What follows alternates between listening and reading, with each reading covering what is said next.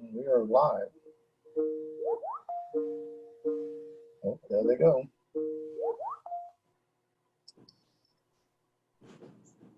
Six attendees so far. Okay. Okay. We will give it a few minutes. Yeah. 12.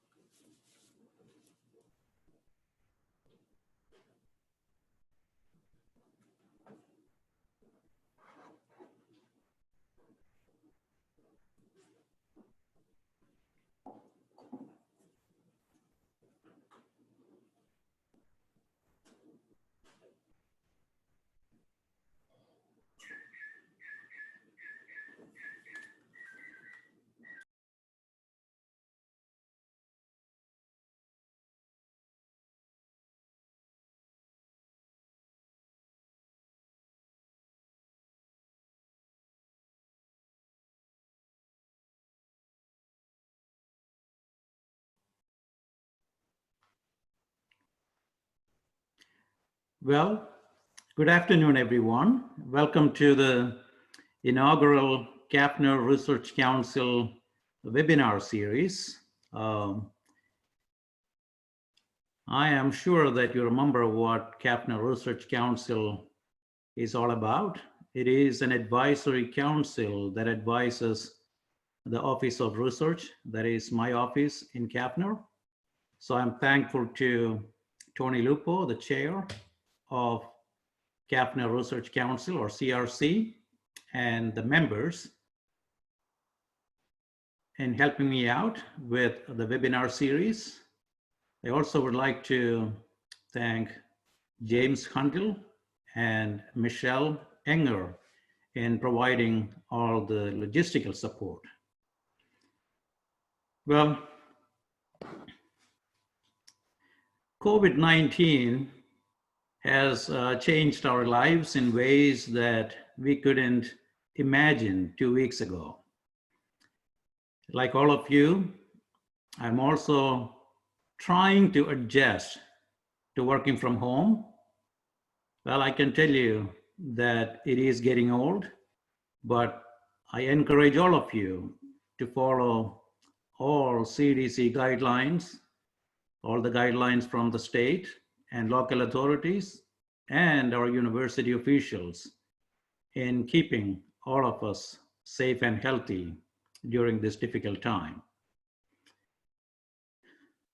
This is our inaugural seminar.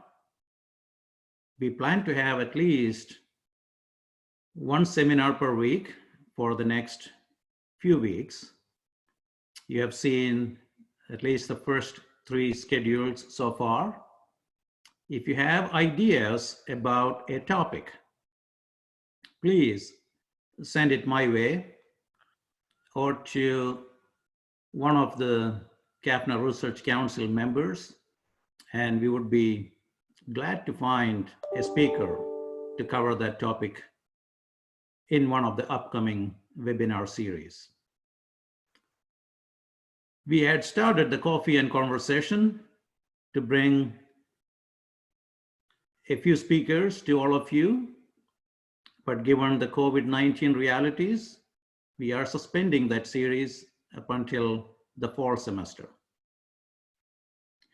So without further ado, I would like to introduce our speaker for today's webinar, Dr. Alan Spell from the Division of Applied Social Sciences and also with MU Extension. Alan joined the University of Missouri, CAFNR, as an assistant extension professor in January 2020. He conducts industry research and regional economic development studies with the EXCEED team in the Division of Applied Social Sciences. Prior to joining CAFNR, he managed the Missouri Economic Research and Information Center within the Missouri Department of Economic Development that provided economic, industry, and impact analysis to assist policymakers and the public. He has over 25 years of experience in economic development research. And today, Alan is going to share with us COVID-19 Missouri Economic Indicators update. Alan? Thank you, Shabu, and thank you, James, for hosting this. I'm going to go ahead and share my screen. I'll warn everyone ahead of time that there's going to be a lot of data and charts here. And so I know it's after lunch, and I hope to keep you informed with this information and to not overwhelm you with all the data, but it will be a lot. These slides are meant to really talk about some of the economic indicators that our group is looking at. And you know, I know that a lot of people across the state at different state agencies and different universities and so forth are looking for economic indicators. The global healthcare pandemic that we face is also a major economic challenge as well. We know that we are heading toward the peak of these infections here in the coming few weeks. And we are concerned, obviously, first and foremost about those issues with our citizens and with the people that are obviously affected by this. So that is first and foremost what obviously we all care about. But we also know that this is going to have tremendous economic impacts as well. This is one of the rare times in our society where we've had an economic downturn really caused by the actions that we planned to make sure this coronavirus was limited in its expansion. So a rare time that we know the economy is going to get rougher. And we, in fact, as a society, have planned that through some of the actions that we're doing to minimize the connections between people during this time. So when we look at the economy, we're obviously trying to ask the question, how much damage will be done? And damage is in terms of lost jobs, in terms of businesses that are closing, people's skills who are working and how they're maintaining their skills, the incomes they make, pay the bills, to buy food. There's a lot of impacts that obviously are very harmful to our businesses and our workers in the coming months. We don't know how long the healthcare issues will last. We know that generally from natural disasters, when you have an event like a hurricane, for example, where you may have substantial damage, businesses and workers can bounce back fairly quickly. That's because the disruption is usually limited in a very small amount of time. And then within months, things are back to regular activities. So, of course, assuming at the best case, this is a few months of disruption to our economy, the businesses will bounce back, workers will bounce back, we'll have money that we did not spend, and we'll be spending some of that. The industries such as restaurants, hotels, lodging industries where money was just lost, they're not going to recoup that money, but they will build back those businesses. However, if this does last for longer time periods, 6 or more months, that's when it's really going to be a much larger impact, especially at small firms who don't have the cash to really survive a long downturn. Many of them will go out of business. And of course, also those people who are unemployed, especially for longer terms, they start to become less marketable with their skills. Their skills begin to deteriorate. And so that makes it also harder for them to get employment. So obviously we hope that the latter situation does not occur, but knowing right now that there's still a lot of unknowns about how long this will last. Just last week, we heard about the $2+ trillion rescue funds that the U.S. has targeted to send out to individuals and to businesses, really to do a few things. One, to shore up unemployment insurance. In a lot of states, including Missouri, the unemployment insurance funds were getting low because we'd had many years of really good economic times, employment growing, GDP growing. And that actually means in departments of labor, they're getting less and less need to store cash for the case of a major crisis like this. And also the scale of this crisis. Usually when we go into a recession, we go into it more slowly. This one had a tremendous short-term impact. And so that need to help the unemployed was really immediate. And so a lot of that money goes to the unemployed. It also goes to help shore up their incomes for at least 4 months. I think I think that's the time period. There'll be additional unemployment insurance monies that go to those people who are unemployed so that they can't work, but they can also have income that gets closer to replacing what they lost. Also, of course, there'll be cash that's given to individuals and people with children. That'll help. And then there is also programs to help small businesses if they keep their payroll, they keep their workers employed, then they can also receive money that starts out as a loan but then turns into a grant. So they don't have to repay that back if they're using it for payroll, for utilities and things like that.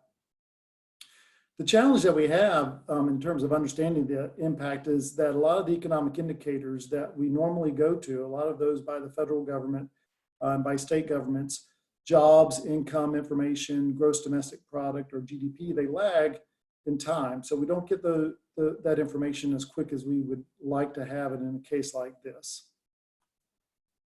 So what we decided to do at Exceed and with Extension is to start periodically putting out information about what some of those impacts could be. And so how is our economy changing? We put out a report last week, just a 2-page brief really to look at some of the beginning impacts. And we looked at hotels specifically and movie sales. We're looking first at weekly indicators. So we're looking at things that we will get data on in a weekly format. A lot of times that is not from the government, that is from private sector data sources. And so we have to look at those, what sources are available out there. Are they widely used? Are they numbers that look at the broader industries and geographies that we care about? And so those sources are limited, but we do try to find those.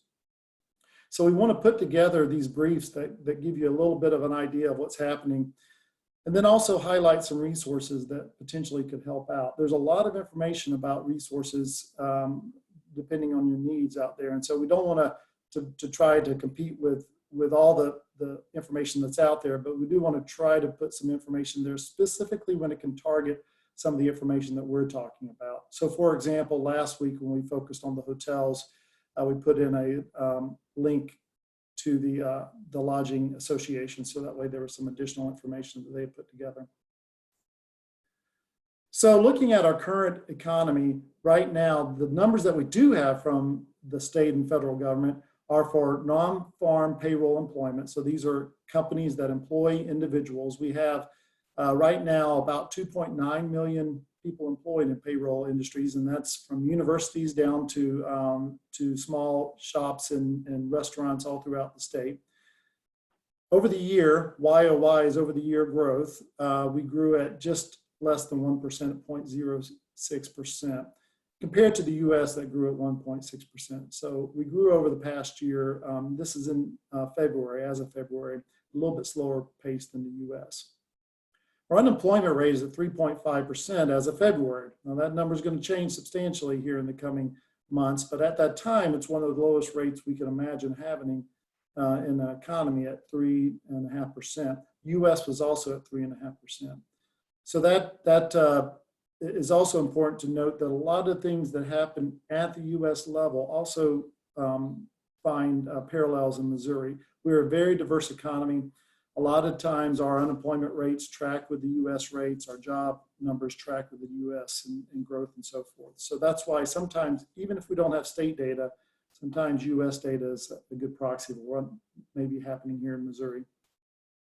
And lastly, the quarterly gross domestic product figures, they're only up to 2019 quarter 3, but at that time we had 292 billion in gross domestic product, and it grew at 2.4% annualized rate over the previous quarter. So that's pretty good compared to the US at 2.1% at that time.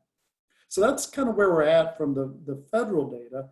But again, that's not helping us out right this moment when we look at some of the fast changes that are happening.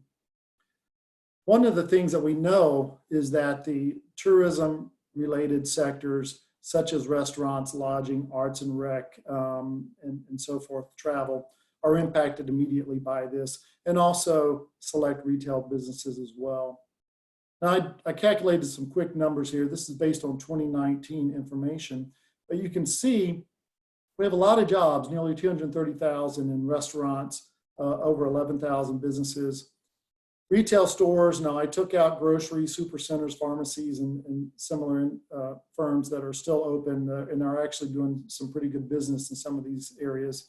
Took them out, but if you look at that, you have 130,000 in employment and nearly 11,000 companies there. Lodging and arts, you can see down there, all the way to a total of about 430,000 people working in these industries. Now, just for context, that's about 18% of our private sector employment. So almost 1 in 5 jobs are in these industries. Now, just last week, the Missouri Department of Labor announced that initial unemployment claims were 40,000, just over 40,000 for the week. That compares to just under 4,000 the week before. So in 1 week's time, the Missouri initial claims went up by tenfold. And that same thing happened in the US as well. You may have heard the initial claims of 3.3 million. For the US, it was just around 300,000 the week before. So that shows you how fast things are changing. The firm Tourism Economics looks at tourism industries around the country. And for the states, they have estimated spending, travel spending, and impacts.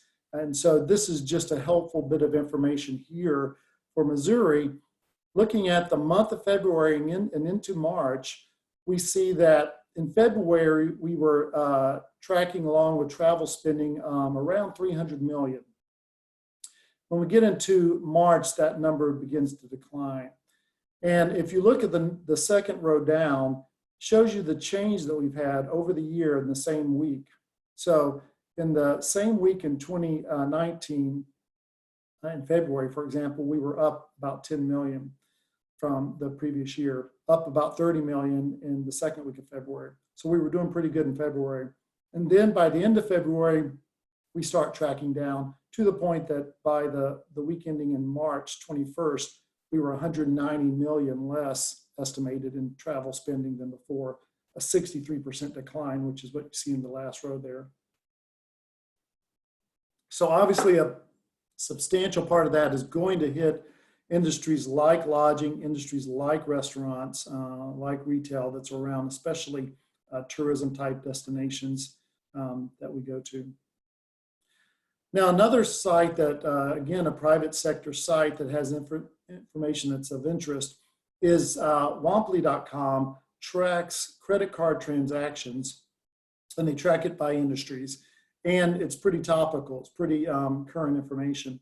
So while I can look at data for the state and the different states, you can also dive down into different industries and look at some of the things that are growing or have increased in revenue versus those that have not. So in the week that that really ended last week at the end of March, compared to the week prior in the year before, we were up in food and beverage stores. So as you can imagine, we've gone a lot to grocery stores lately, and we're spending a lot there. Retail and wholesale businesses in general are up, and online businesses, as you would really expect, are up as well. On the reverse side of that, and when you look at the spending in arts and entertainment, transportation, lodging, and restaurant and bars, you see, of course, they're at the bottom of that. So a tremendous decline in terms of revenue for those. And that, by the way, is also very similar to what's happening in the US as well. So we're spending a lot more at grocery stores and we're spending a lot more at some retail and wholesale stores, but much less at restaurants and in lodging. When we look at restaurant industry impacts, this is a source called OpenTable, and it shows that basically Missouri is tracking along with the US in terms of really having a full stop almost in restaurant seating in terms of people that are dining in. So as we can see, the month of March, from the 10th to the 30th, by the time we get to the middle of the month, we're down to no seats compared to the year before. And on this same Womply site, you can also see information where they have it for counties, and we can see counties where the revenue is down.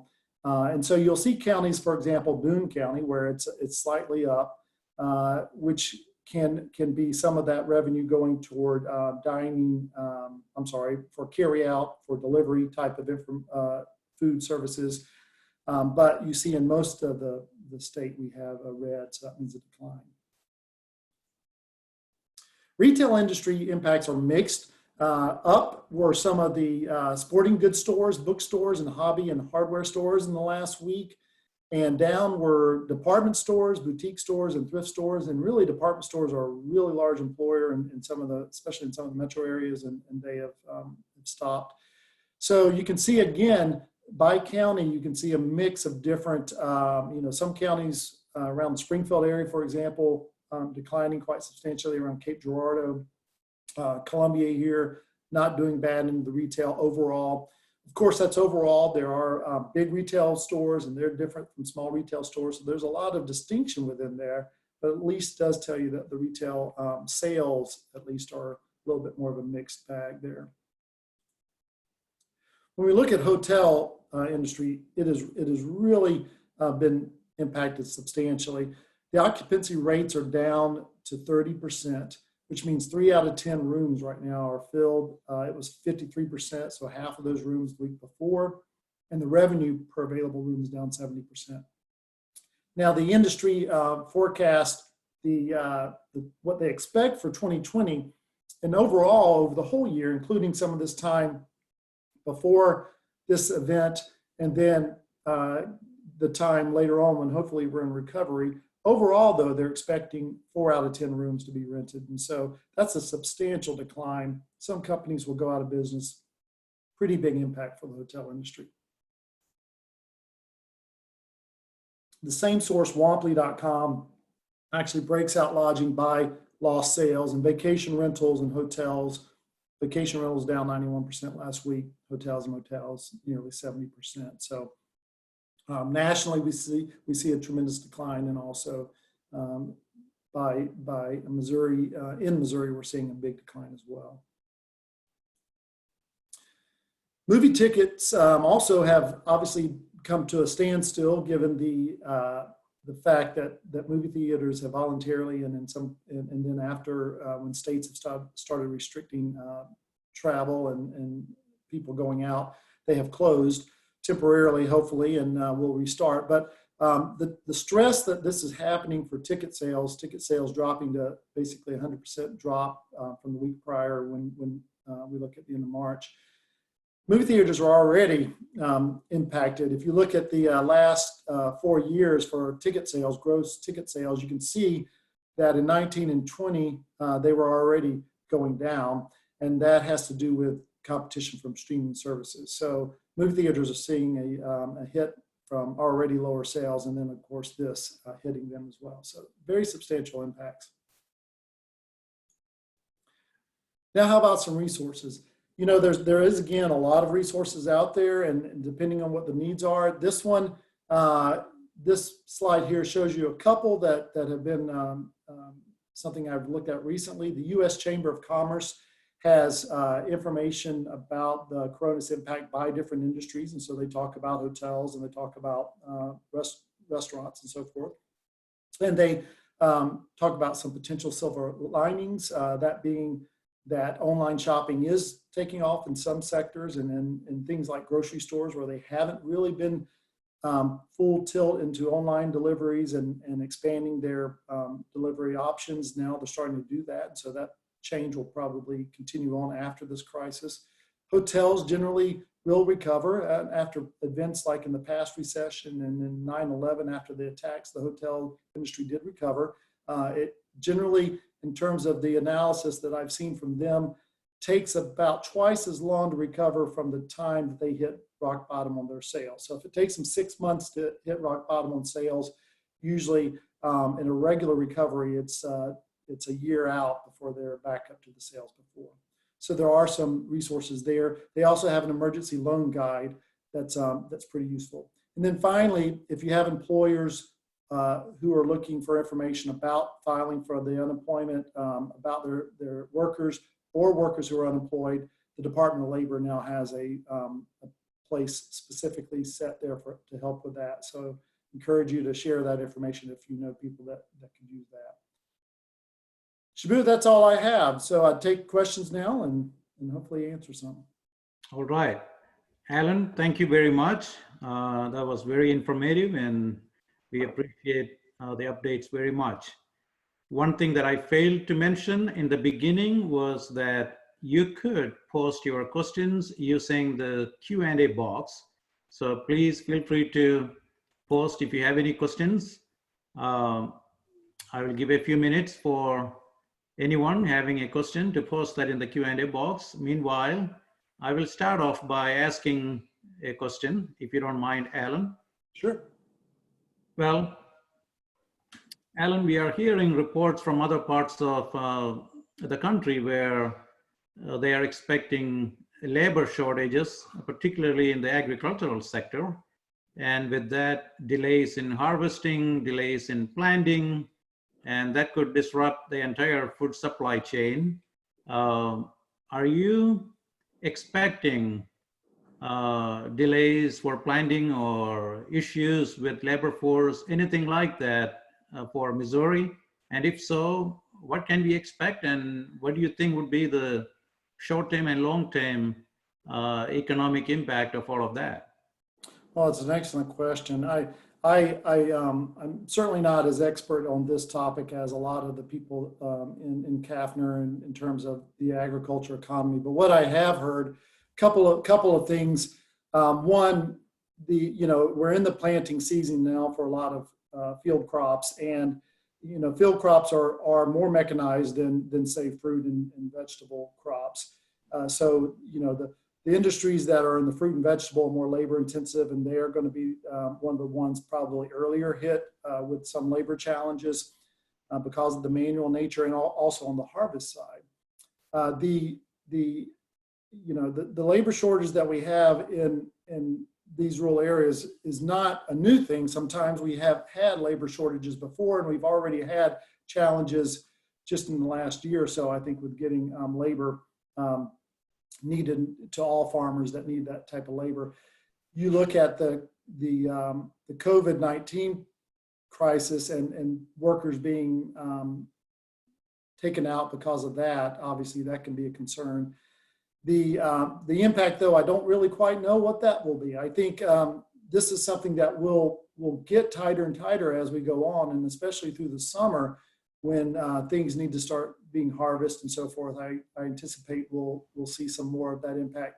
The mix between the different types of crops that we have a lot of field crops. We have, we also have cattle and chicken and hog and other operations, and then as well fruit and vegetables. So it'll hit those differently in those different sectors. But I just know that all of us are hurting right now. There are industries that are trying to shift some of their labor to other industries. So for example, some of the retail industries, mostly bigger companies, if you're thinking about this in most terms, are looking to partner with other companies like logistics firms who might need help, for example, in warehousing and stuff like that. Those are shifts that can happen because generally you have the workforce generally in the same area. It'll be harder for rural areas because you just can't move somebody who's been dislocated from a job, say in St. Louis at a retail store, to a more rural location just to help out with an agricultural harvest. So there's challenges there with mobility of people, but I know that it is definitely something that bears watching, because that food system that we have is obviously a critical part of how we're maintaining ourselves here in our own homes and the health that we have. So let's hope we can keep it strong.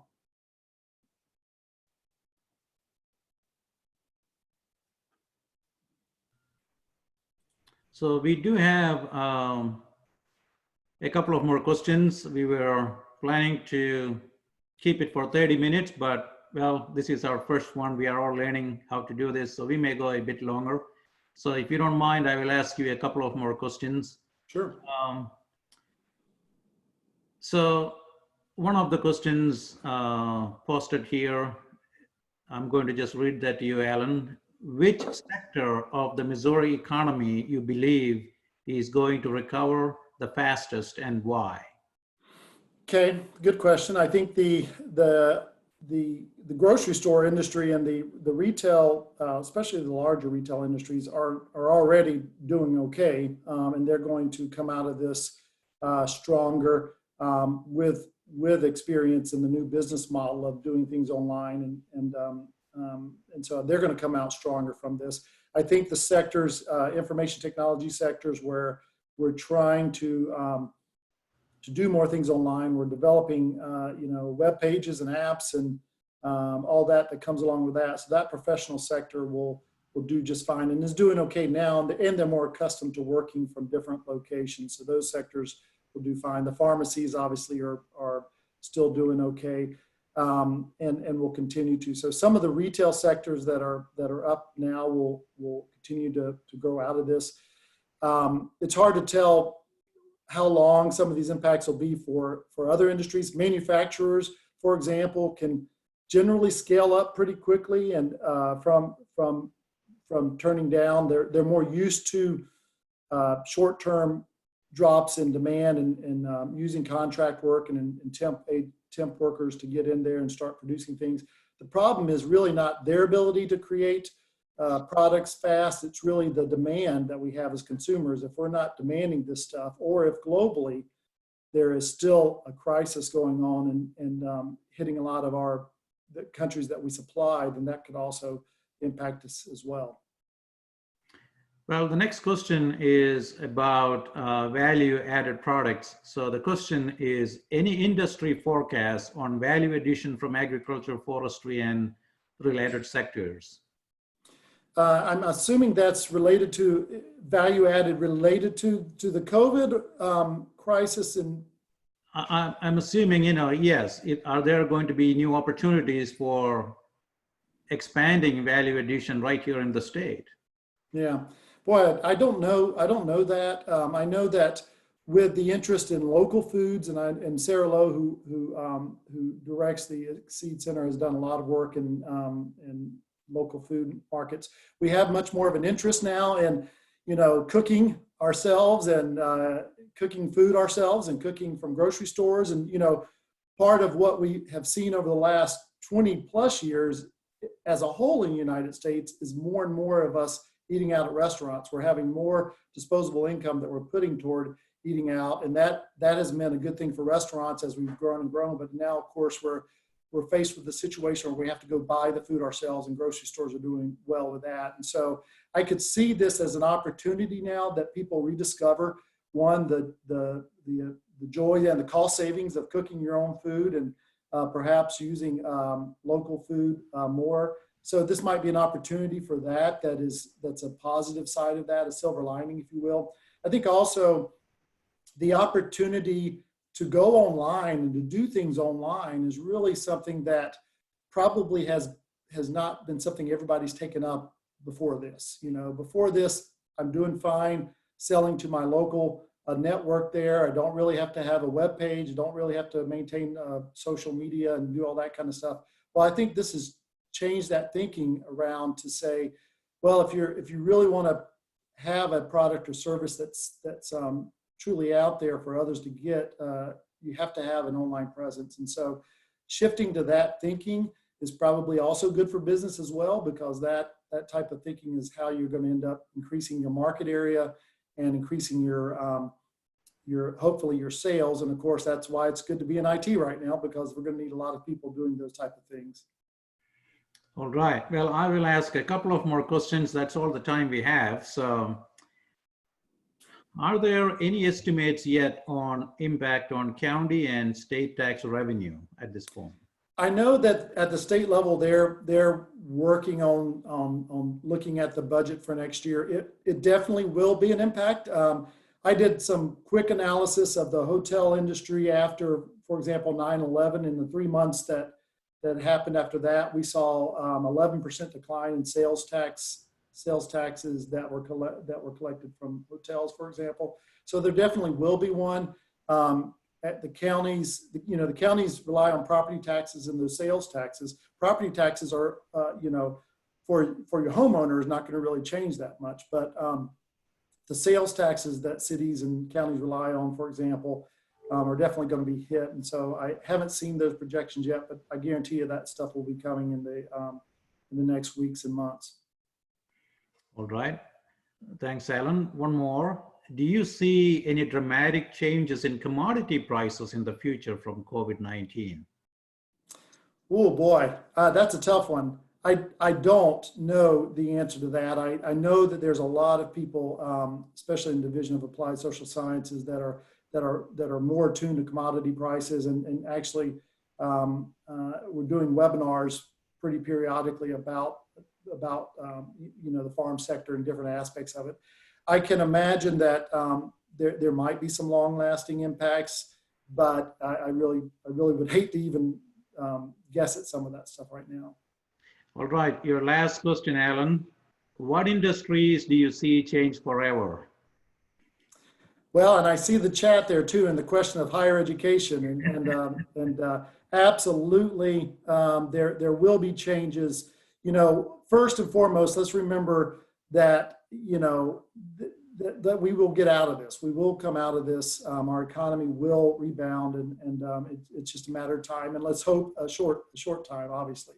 So we will change. So, for example, the reason why we had problems with supply of toilet paper, for example, early on in this was because supply chains had gotten so efficient just in time that we really didn't supply any more than the market demanded at a moment. So that shift of, well, maybe having a little bit more on hand in terms of inventory, might be more warehousing, more distribution centers become more popular. And that has been growing already. Distribution center and warehouse centers are already starting to grow. So I think I can see that expanding more. Definitely the use of cloud technologies, the use of technology more broadly in almost all the sectors that we're in. We've really got to think of IT as not just that one sector that's the Google and the Amazons, but really in every part of the industries that we look at. So I think that's going to change. And higher education is definitely going to have to be in that mix. It's something that has already started shifting, and now we're getting a crash course, if you will, in how to do things online. I don't think we're going to lose that knowledge. We're going to use that knowledge moving forward to develop classes that are hybrid classes, that are online only, and so forth. And so that's, if there's something good out of this, having to do this in such an expedited way will help us grow quickly to learn how to operate in that world. So. Well, Alan, this was indeed informational. I learned a lot. So thank you very much for compiling all of the information and sharing with us, on such a short notice. It is much appreciated. Thank you for having me. All right, thank you. So we have the schedules for 2 more seminars for the next 2 weeks. So next Wednesday, at the same time, 2 o'clock, we will have a talk from Dr. Kristen Whitworth talking about utilizing gene editing to create coronavirus-resistant pigs. And then on April 15th, we will have Dr. Sarah Lovell talking about the role of agroforestry during a global health crisis, supporting regional food security and human health. So I encourage you to join us. Again, we will try to keep it short, 30 to 40 minutes.